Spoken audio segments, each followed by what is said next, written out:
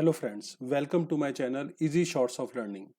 आज का अपना टॉपिक है मार्जिनल कॉस्टिंग। मार्जिनल कॉस्टिंग के अंदर अपन सबसे पहले मार्जिनल कॉस्टिंग क्या होता है ये समझेंगे। मार्जिनल कॉस्ट स्टेटमेंट अपन किस तरह से बनाते हैं, प्रॉफिट वॉल्यूम रेशो क्या होता है और प्रॉफिट वॉल्यूम रेशो की अपन कैलकुलेशन कैसे करते हैं।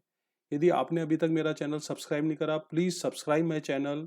और किसी भी स्टूडेंट को इस टॉपिक से रिलेटेड कोई भी प्रॉब्लम है तो मुझे कमेंट बॉक्स में बता सकता है। तो जब अपन मार्जिनल कॉस्टिंग की बात करते हैं तो मेरी एक फैक्ट्री है और मेरी फैक्ट्री के अंदर मैंने 500 यूनिट्स बनाए और 500 यूनिट्स बनाने में मेरी जो टोटल कॉस्ट आई, लागत आई, वो आई 5,000 रुपये। अब मैंने 500 यूनिट की जगह यदि मैं इसी फैक्ट्री के अंदर 501 यूनिट बनाता हूँ तो मेरी जो लागत है वो 5,000 से कितनी इंक्रीज हो रही है, यहाँ पे 5,100 रुपये हो गई। इसका मतलब है एक एक्स्ट्रा यूनिट बनाने पे जैसे ही मैंने एक यूनिट बढ़ाया मेरी टोटल कॉस्ट कितनी इंक्रीज हो गई, 100 रुपये से मेरी टोटल कॉस्ट इंक्रीज हो गई। तो ये जो टोटल कॉस्ट में डिफरेंस आया ड्यू टू 1 यूनिट, इसको बोलते हैं अपन मार्जिनल कॉस्ट। तो मार्जिनल कॉस्ट का मतलब क्या हुआ, change in total cost due to increase in 1 additional unit of production. Total cost में क्या चेंज होगा यदि अपन एक एडिशनल यूनिट और जोड़ दें अपने प्रोडक्शन के अंदर, उसको अपन बोलते हैं मार्जिनल कॉस्टिंग। अब जब अपन मार्जिनल कॉस्टिंग की बात करते हैं तो एक इक्वेशन से अपन समझते हैं मार्जिनल कॉस्टिंग स्टेटमेंट अपन किस तरह से बनाते हैं। तो सबसे सिंपल वाला अपन इक्वेशन लेते हैं। मान लीजिए मेरे फैक्ट्री के अंदर मैं चेयर बना के बेचता हूँ और एक चेयर को बेचता हूँ मैं 500 रुपये के अंदर, और उस शेयर को बनाने में मेरी जो कॉस्ट लग रही है वो 400 रुपये लग रही है, तो मेरा प्रॉफिट कितना हो गया, 100 रुपये का मेरा प्रॉफिट हो गया।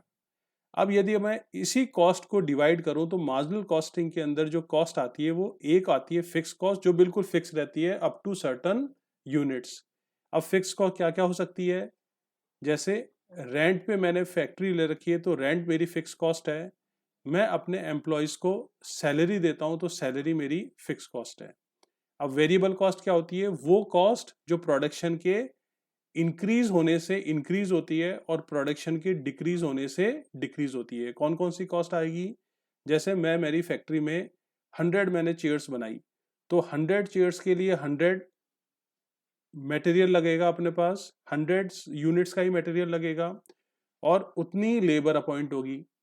तो मटेरियल और लेबर क्या हो गई, अपनी वेरिएबल कॉस्ट हो गई।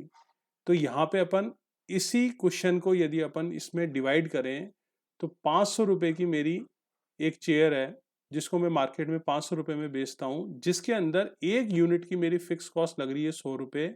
तो वेरिएबल कॉस्ट कितनी हो गई, 300 रुपये। और यहाँ पे भी मेरा प्रॉफिट कितना आ गया, 100 रुपये का मेरा प्रॉफिट आ गया। इसका मतलब क्या हुआ, सेल्स के अंदर तीन मेन चीजें आती है। सेल्स के अंदर क्या क्या आता है, पहली चीज फिक्स कॉस्ट जो बिल्कुल फिक्स होती है, दूसरी चीज वेरिएबल कॉस्ट जो प्रोडक्शन के इंक्रीज होने से इंक्रीज होती है और डिक्रीज होने से डिक्रीज होती है, जैसे मटेरियल हो गया, लेबर हो गया, डायरेक्ट एक्सपेंसेस हो गए। और तीसरी सबसे इंपॉर्टेंट चीज जिसके लिए अपन बिजनेस करते हैं वो हो गया प्रॉफिट। तो सेल्स के अंदर क्या चीज आ गई, fix cost, variable cost and profit. अब इन्हीं तीन कंपोनेंट से अपन मार्जिनल कॉस्ट स्टेटमेंट बनाएंगे। तो सबसे पहले मार्जिनल कॉस्ट स्टेटमेंट में अपन लेते हैं सेल्स। अब सेल्स के अंदर सबसे पहले अपन ने लेस करा वेरिएबल कॉस्ट। तो जैसे ही अपन ने वेरिएबल कॉस्ट लेस करी अपने पास आ जाता है कंट्रीब्यूशन। कंट्रीब्यूशन क्या होता है, it is a combination of fix cost plus profit. अब यदि मैं बोलूं कंट्रीब्यूशन इंक्रीज हो रहा है, इसका मतलब है क्या चीज इंक्रीज हो रही है, प्रॉफिट इंक्रीज हो रहा है, क्योंकि फिक्स कॉस्ट क्या होती है, बिल्कुल फिक्स होती है। अब जैसे ही मैंने कंट्रीब्यूशन में से फिक्स कॉस्ट माइनस कर दी तो मेरे पास क्या बच गया, प्रॉफिट बच गया मेरे पास। तो मार्जिनल कॉस्ट स्टेटमेंट में सबसे पहले अपन लेते हैं सेल्स, सेल्स में से लेस करते हैं वेरिएबल कॉस्ट, कंट्रीब्यूशन आ जाता है, कंट्रीब्यूशन में से माइनस करते हैं फिक्स कॉस्ट और प्रॉफिट आ जाता है।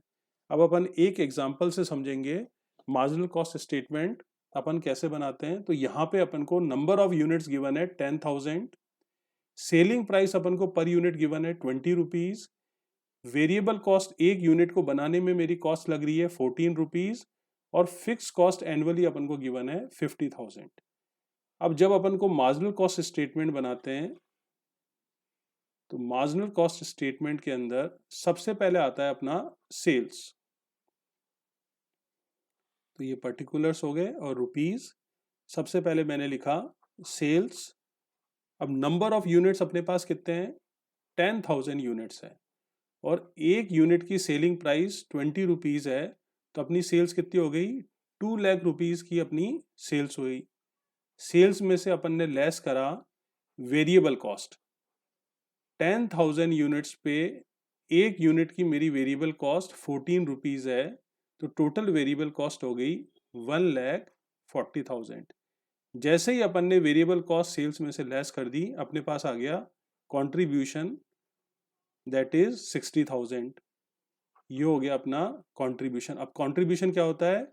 Fix cost plus profit.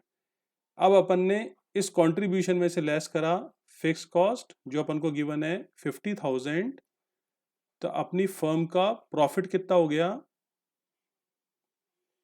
10,000 rupees का अपन ने इस साल प्रॉफिट कमाया। तो इस तरह से अपन बनाते हैं मार्जिनल कॉस्ट स्टेटमेंट। सबसे पहले अपन मार्जिनल कॉस्ट स्टेटमेंट में लेंगे सेल्स। सेल्स में से लेस करते हैं वेरिएबल कॉस्ट, कंट्रीब्यूशन आ जाता है, कंट्रीब्यूशन में से लेस करेंगे फिक्स कॉस्ट और प्रॉफिट आ जाएगा। अब नेक्स्ट आता है इसके अंदर प्रॉफिट वॉल्यूम रेशियो क्या होता है। तो जो जैसे मैंने अभी आपको बताया, जब अपन प्रॉफिट की बात करते हैं तो प्रॉफिट कह लो या कंट्रीब्यूशन कह दो, एक ही चीज होती है, क्योंकि यदि कंट्रीब्यूशन इंक्रीज हो रहा है तो क्या इंक्रीज हो रहा है? प्रॉफिट इंक्रीज हो रहा है। और वॉल्यूम का मतलब होता है सेल्स। इसका मतलब है पीवी रेशियो या प्रॉफिट वॉल्यूम रेशियो क्या होता है? It is a relationship between contribution and sales. ये इन दोनों की रिलेशनशिप शो करता है, सेल्स और कंट्रीब्यूशन की। तो यदि पीवी रेशियो की स्टैंडर्ड फॉर्मूले की बात करूं तो ये हो जाएगा कंट्रीब्यूशन अपॉन सेल्स इनटू 100। अब अपने पास दो कंपनियां हैं, एक है पी लिमिटेड और दूसरी है क्यू लिमिटेड। पी लिमिटेड का पीवी रेशियो है 10% और क्यू लिमिटेड का पीवी रेशियो है 15%। इसका मतलब है कौन सी कंपनी ज़्यादा बढ़िया है? Q limited. क्यों बढ़िया है ये? क्योंकि इसका प्रॉफिट वॉल्यूम रेशियो यानी प्रॉफिट जो है वो सेल्स की जो परसेंटेज है वो ज़्यादा है। इसका मतलब क्या हुआ? Better the PV ratio sound the financial health of the company. इसलिए अपन पीवी रेशियो कैलकुलेट करते हैं। यदि अपनी फर्म का PV ratio year on year increase होता जा रहा है, इसका मतलब है अपनी कंपनी भी ग्रो हो रही है। अब अपने क्वेश्चन में वेरिएबल कॉस्ट अपन को दे दी परसेंटेज के अंदर, जैसे यहाँ पे दे दी 60% वेरिएबल कॉस्ट है। अब पीवी रेशियो निकालो। तो पीवी रेशियो क्या होता है? कंट्रीब्यूशन का परसेंटेज होता है। तो अपन ने मान लिया सेल्स को 100 रुपीज, तो 1 हो गई सेल्स, और जिसमें वेरिएबल कॉस्ट कितनी है? 60% है। तो पीवी रेशियो कितना हो गया? 0.40 और 40% अपना पीवी रेशियो हो गया। अब कई बार क्वेश्चन में वेरिएबल कॉस्ट गिवन नहीं होती, चाहे परसेंटेज में हो चाहे रुपीज में हो। तो उस केस में अपन को क्या गिवन होता है क्वेश्चन के अंदर? सेल्स और प्रॉफिट दो अलग अलग टाइम पीरियड का गिवन होता है। जैसे फर्स्ट 6 मंथ की अपन को सेल्स और प्रॉफिट दे दिया और नेक्स्ट 6 मंथ का सेल्स और प्रॉफिट दे दिया, या फिर उसने बोल दिया 2018 की सेल्स है और 2019 की सेल्स है और अब पीवी रेशियो निकालो। तो उस केस में अपन क्या करेंगे? कंट्रीब्यूशन अपॉन सेल्स इनटू 100 की जगह कौन सा फॉर्मूला यूज करेंगे? Change in profit upon change in sales into 100। यानी 2018 से 19 में प्रॉफिट कितना चेंज हुआ है और 2018 से 19 में सेल्स कितनी चेंज हुई है, उसको अपन मल्टीप्लाई कर लेंगे 100 से। अब अपन एग्जांपल से समझेंगे पीवी रेशियो अपन किस तरह से कैलकुलेट करते हैं। अब इस एग्जांपल में अपन को selling price per unit given है 20 rupees, variable cost per unit given है 14 रुपीज। तो अपन आराम से यहाँ पे कंट्रीब्यूशन कैलकुलेट कर सकते हैं। तो अपन ने मार्जिनल कॉस्ट स्टेटमेंट बना लिया छोटा सा।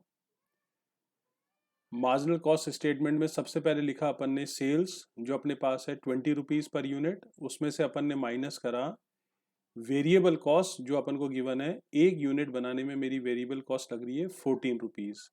तो अपना कंट्रीब्यूशन पर यूनिट कितना आ गया? 6 रुपीज अपना कंट्रीब्यूशन आ गया। तो अपन ने ये वैल्यूज अपन ने पुट करी पीवी रेशियो के अंदर। तो अपना कौन सा फॉर्मूला यूज करेंगे यहाँ पे, कॉन्ट्रीब्यूशन अपॉन सेल्स इंटू 100। तो यहाँ पे कॉन्ट्रीब्यूशन है 6 रुपीज, सेल्स अपन को गिवन है 20 इंटू 100 करा, तो पीवी रेशो आ गया अपने पास 30%।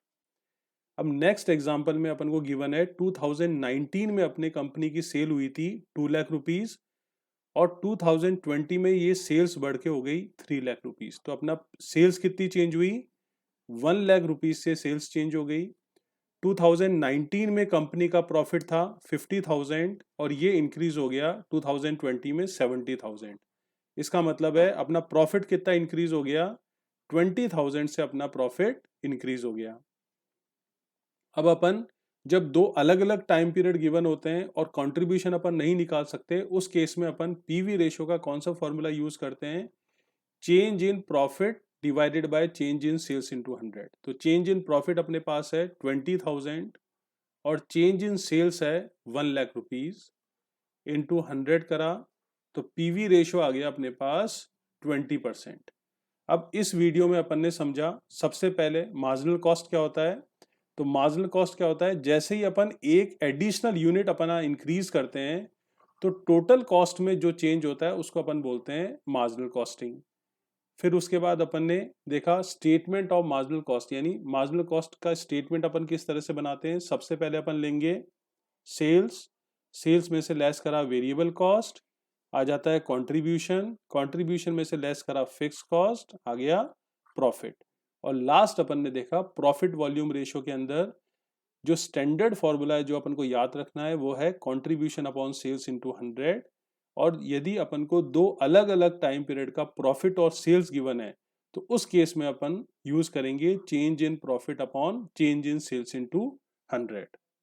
अब नेक्स्ट वीडियो में अपन समझेंगे प्रॉफिट वॉल्यूम रेशियो से हेल्प से अपन पीवी रेशियो किस तरह से कैलकुलेट करते हैं ये अपन ने समझा।